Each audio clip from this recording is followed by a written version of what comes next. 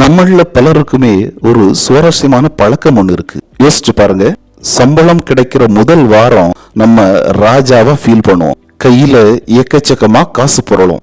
ஆனா அதே நேரம் மாசத்தோட கடைசி வாரம் வரும்போது அடுத்த சம்பளம் எப்ப கிடைக்கும்னு தேதியை ஏக்கத்தோட பார்த்துட்டே இருப்போம். இந்த முதல் வார ராஜாவுக்கும் கடைசி வார கூஜாவுக்கும் இடையில நம்மோட பணம் எங்க போகுது? நாம கஷ்டப்பட்டு உழைக்கிறோம், சம்பாதிக்கிறோம்.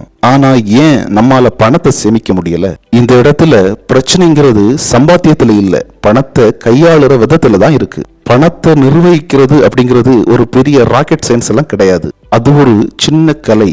சில எளிய விதிகளை நாம புரிஞ்சுக்கிட்டாலே போதும், இந்த மாச கடைசி திண்டாட்டத்துக்கு நாம ஒரு முற்றுப்புள்ளிய வச்சிட முடியும்.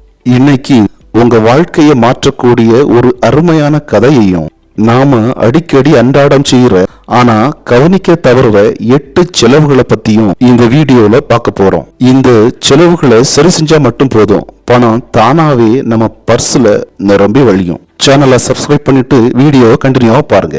ஞானி ஒருவர் தனக்கு முன்பாக திரண்டிருந்த மக்களுக்கு முன்பாக ஒரு சொற்பொழிவு ஆற்றிக் கொண்டிருந்தார். பணத்தின் பின்பாக ஓடாதீர்கள், அது ஒரு மாயச் சுழல். இதில் சிக்கிக் கொள்பவர்கள் தங்களுடைய வாழ்நாள் முழுவதுமே துக்கத்திலே இருப்பார்கள் என்று அவர் உணர்ச்சி வசப்பட பேசினார். கேட்டுக் கொண்டிருந்த அனைவருமே கரங்களை தட்டி ஆர்ப்பரித்தனர். ஆனால் இந்த ஞானி அந்த சொற்பொழிவை ஆற்றுவதற்கு பணம் வாங்குகிறார் என்பது அங்கிருந்த யாருக்குமே தெரியாது. இதுதான் யதார்த்த நிலைமை. இந்த உலகில் மிகச் சிலரால் மட்டுமே இதை புரிந்து கொள்ள முடிகிறது. யார் இந்த உண்மையை புரிந்து கொள்கிறார்களோ அவர்களை இந்த மாயையானது உச்சத்திற்கு கொண்டு செல்லும். இன்றைய காலகட்டத்தில் பணம் சம்பாதிப்பது என்பது அவ்வளவு கடினமான செயல் அல்ல. சம்பாதித்த பணத்தை சேமித்து வைப்பதுதான் மிகவும் கடினமான செயலாக இருக்கிறது. சில பேரு கொஞ்சம் பணம் கிடைச்ச உடனே தான் பெரியாள் அப்படின்னு பறக்க தொடங்கிடுறாங்க. அவர்களுக்கு பணத்தின் உண்மையான விதி என்ன என்பது குறித்து தெரிவதில்லை. சரஸ்வதி தேவியும் லக்ஷ்மி தேவியும் தான் பணத்தின் உண்மையான விதிகள். ஒரு விஷயம் கவனித்தீர்கள் என்றால், சரஸ்வதி தேவியின் படம் எப்பொழுதுமே அமர்ந்த நிலையில் இருக்கும். லக்ஷ்மியின் படம் பெரும்பாலும் நின்ற நிலையில் இருக்கும்.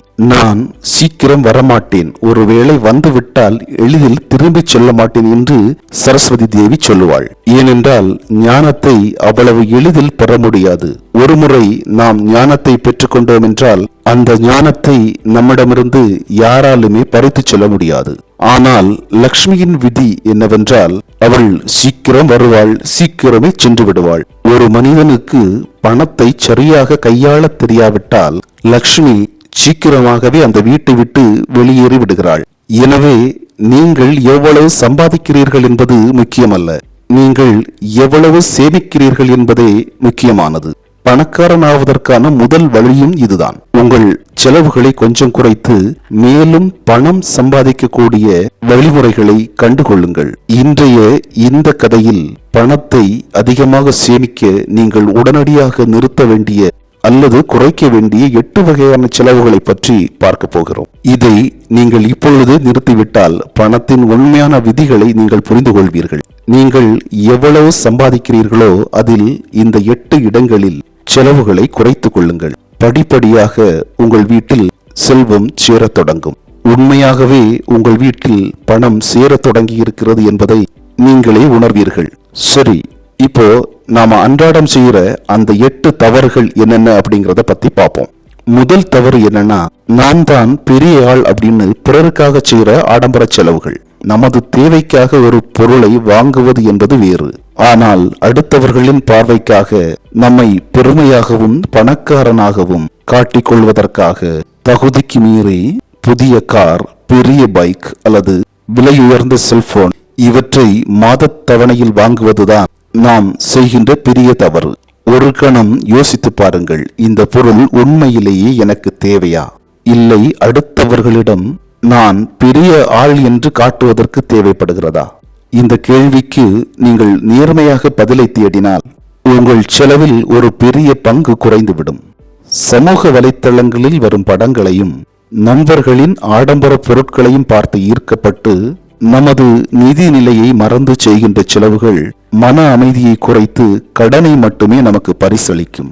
உங்கள் சுய மதிப்பு என்பது நீங்கள் வைத்திருக்கின்ற பொருட்களில் இல்லை, மாறாக உங்கள் சாதனைகளிலும் மன அமைதியிலும் தான் இருக்கிறது என்பதை புரிந்து கொள்ள வேண்டும். அடுத்து நாம் செய்கிற இரண்டாவது தவறு என்னவென்றால், தள்ளுபடி மற்றும் மாயாஜால விற்பனையின் மாய வலையில் சிக்கிக்கொள்வது. கடைகளில் கண்ணை பறிக்கின்ற வகையில் 50% தள்ளுபடி, இப்போதே வாங்குங்கள், சிறப்பு சலுகை என்பது போன்ற விளம்பரங்கள். இவற்றை பார்த்தவுடன் நமக்கு அது தேவையா இல்லையா என்பதை குறித்து யோசிக்காமல், விலை குறைவாக கிடைக்கிறதே என்று பிறகு வாங்க முடியாது என்ற எண்ணத்தில் தேவையே இல்லாத ஒரு பொருளை வாங்கி வீட்டின் ஒரு மூலையில் போட்டு விடுகிறோம். இந்த தள்ளுபடிகள் ஒரு மாயாஜாலம் போன்றவை.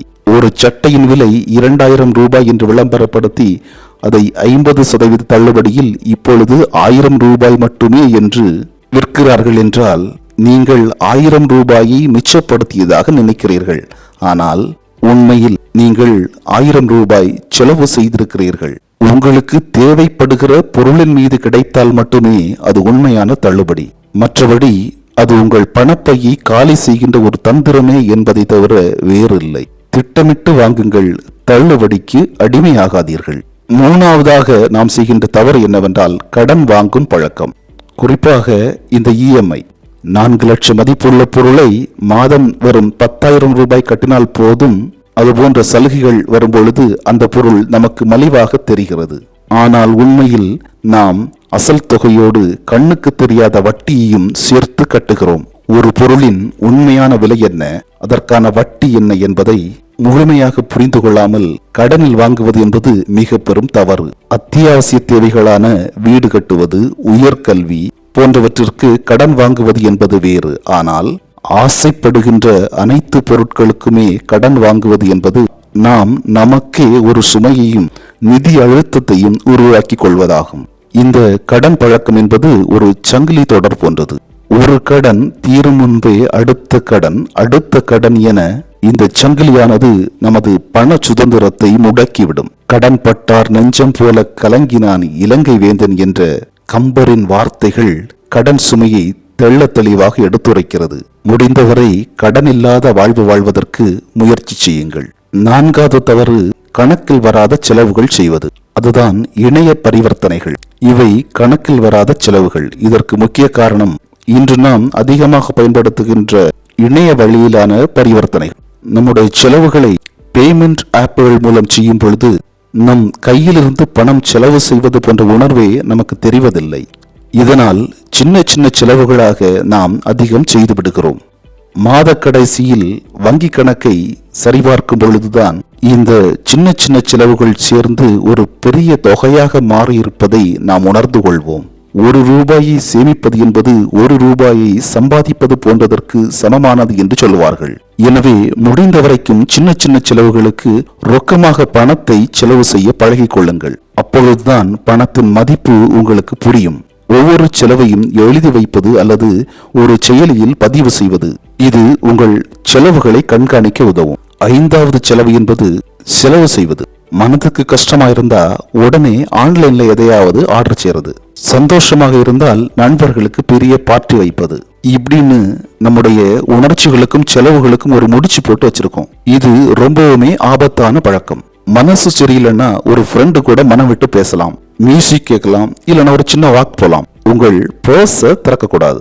உணர்ச்சி வசப்பட்டு நாம் செய்யக்கூடிய செலவுகள் உங்கள் பிரச்சனைகளை தீர்க்காது. அதற்கு மாறாக ஒரு புதிய நிதி பிரச்சனையை அது உருவாக்கும். உணர்ச்சிகளை பணத்தால் சமாளிக்க முடியாது. செலவு செய்வதற்கு முன்பாக குறைந்தபட்சம் 24 மணி நேரம் காத்திருங்கள். அந்த செலவு உண்மையிலேயே தேவைதானா என்பதை மறுபரிசீலனை செய்யுங்கள். 6வது தவறு என்னவென்றால், பட்ஜெட் போடாமல் செலவு செய்வது. நம்மில் பலர் நம்முடைய வருமானத்துக்கும் செலவுகளுக்கும் இடையில் எந்தவித கணக்கு வழக்குகள் எதுவுமே இல்லாமல் இருப்போம். எவ்வளவு பணம் வருகிறது, எதற்காக செலவு செய்கிறோம் என்கின்ற அடிப்படை புரிதலே இல்லாமல் இருப்பது, இது ஒரு மிகப்பெரிய தவறு. எதுக்காக பட்ஜெட் போடணும்? மாச கடைசியில பணம் இருக்கிற வரைக்கும் செலவு பண்ணுவோம், இல்லைன்னா சும்மா இருக்கலாம் அப்படின்னு நினைக்கிறது. ஆனால் இந்த பழக்கத்தினால் பணம் எங்கே போகிறது என்பதே தெரியாமல் மாத கடைசியில் பணப்பற்றாக்குறை ஏற்படுகிறது. ஒரு சரியான பட்ஜெட் போடுவது என்பது உங்கள் நிதி ஆரோக்கியத்திற்கு மிகவும் முக்கியமானது. உங்கள் வருமானம் எவ்வளவு, அத்தியாவசிய செலவுகள், வாடகை, உணவு, போக்குவரத்து, இதர செலவுகள் எவ்வளவு என்பது குறித்து திட்டமிடுவது மிகவுமே முக்கியமானது. இது உங்கள் செலவுகளை எந்த இடத்தில் குறைக்கலாம், எங்கே சேமிக்கலாம் என்பதை குறித்து ஒரு தெளிவை உங்களுக்கு காட்டும்.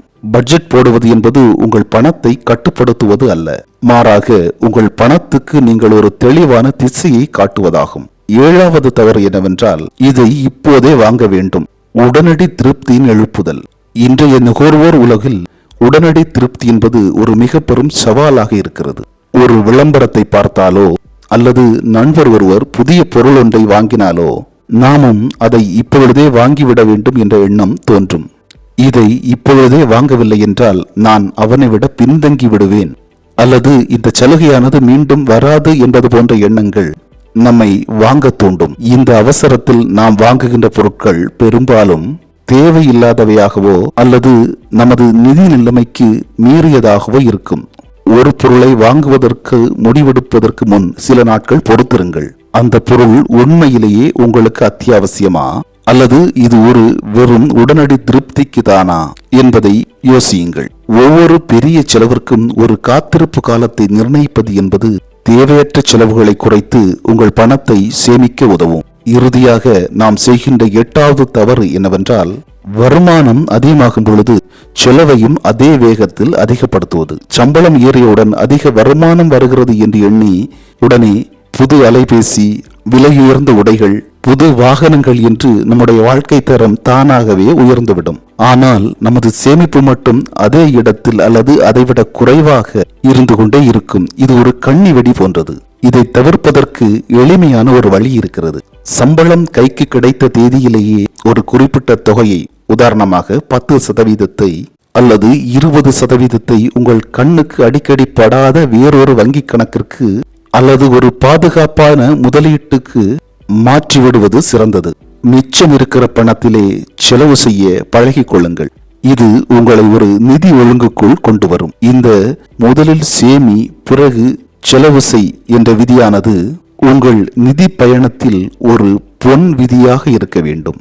இந்த 8 தவறுகளையும் நாம் புரிந்து கொண்டு நிதானமாக செயல்பட்டோம் என்றால் பணம் நம் கைகளில் என்றென்றைக்குமே நிலைத்திருக்கும். பணக்காரன் ஆவது என்பது நாம் எவ்வளவு சம்பாதிக்கிறோம் என்பதில் இல்லை, எவ்வளவு சேமிக்கிறோம் என்பதில் தான் அடங்கி இருக்கிறது.